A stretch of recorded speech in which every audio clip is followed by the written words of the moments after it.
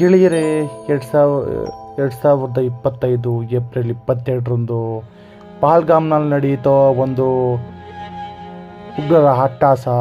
ಅದರಲ್ಲಿ 26 ಜನ ಅಲ್ಲಿ ಸತ್ತರು. ಅದು ಏನು ಇವು ಹಿಂದೂಗಳ ಮುಸ್ಲಿಮರ ಅಂತ ಕೇಳಿ ಕೊಂದರು ಇಂಥ ಒಂದು ಭ್ರಷ್ಟರು. ಈ ಭ್ರಷ್ಟರಿಗೆ 1947ರಿಂದ ನಮ್ಮ ಭಾರತ ದೇಶದ ಮೇಲೆ ಯುದ್ಧ ಮಾಡೋದೇ ಒಂದು ಇದಾಗ್ಬಿಟ್ಟಿದೆ.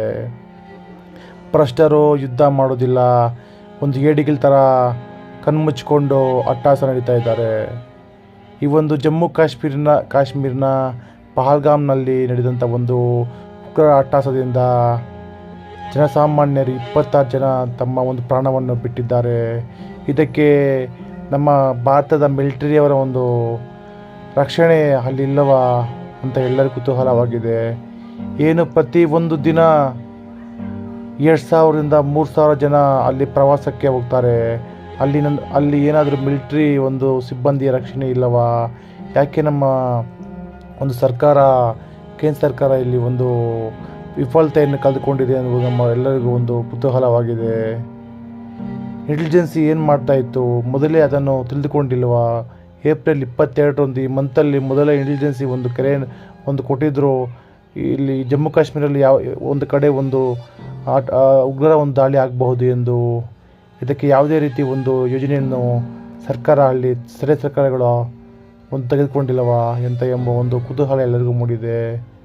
ಅವತ್ತು ಒಂದು ಭಯಂಕರವಾದ ಒಂದು ದೃಶ್ಯ ನಡೆದೇ ಬಿಟ್ಟಿತು.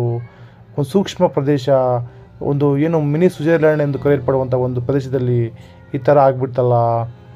ನಮ್ಮ ಒಂದು ಭಾರತ ದೇಶದ 26 ಜನರ ಒಂದು ಸಾವನ್ನು ತೆಗೆದಂಥ ಒಂದು ಉಗ್ರವಾದಿಗಳನ್ನು ನಮ್ಮ ಭಾರತ ಸರ್ಕಾರ ತಕ್ಷಣವೇ ಸಾಯಿಸಬೇಕು.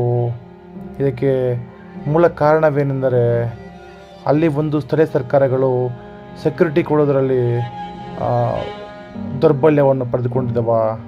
ಅಲ್ಲಿ ಅವ್ರಿಗೆ ಗೊತ್ತಿತ್ತು ಏಪ್ರಿಲ್ ತಿಂಗಳಲ್ಲಿ ಪ್ರತಿಯೊಂದು ಸಹ ಪಹಲ್ಗಾಮ್ ಅಂದ್ರೆ ಅಲ್ಲಿ ಒಂದು ಉಗ್ರವಾದಿಗಳಿಗೆ ಒಂದು ರಕ್ಷಣೆಯ ಕೋಟ ಅಂತ ನಾವು ಹೇಳ್ಬೋದು. ಯಾಕಂದರೆ ಏನು ಅಲ್ಲಿ ಒಂದು ಪಹಲ್ಗಾಮ್ನ ಒಂದು ಸುಂದರ ಸ್ಥಳದಲ್ಲಿ ಏನು ಪ್ರವಾಸಿಗರು ಹೋಗ್ತಾರೋ ಈ ಉಗ್ರವಾದಿಗಳು ಕೂಡ ಅದೇ ಒಂದು ರಕ್ಷಣೆ ಸ್ಥಳವಾಗಿದೆ. ಯಾಕಂದರೆ ಅಲ್ಲಿ ಒಂದು ಬೆಟ್ಟ ಗುಡ್ಡಗಳು ಇರುವುದರಿಂದ ಅತಿ ಬೇಗನೆ ಉಗ್ರರು ಅಟ್ಯಾಕ್ ಮಾಡೋದಕ್ಕೆ ಅವರಿಗೆ ಅವಕಾಶವಾಗ್ತದೆ. ಅಲ್ಲಿ ಯಾವುದೇ ರೀತಿಯ ಒಂದು ಮಿಲಿಟರಿ ಪಡೆ ಆಗಲಿ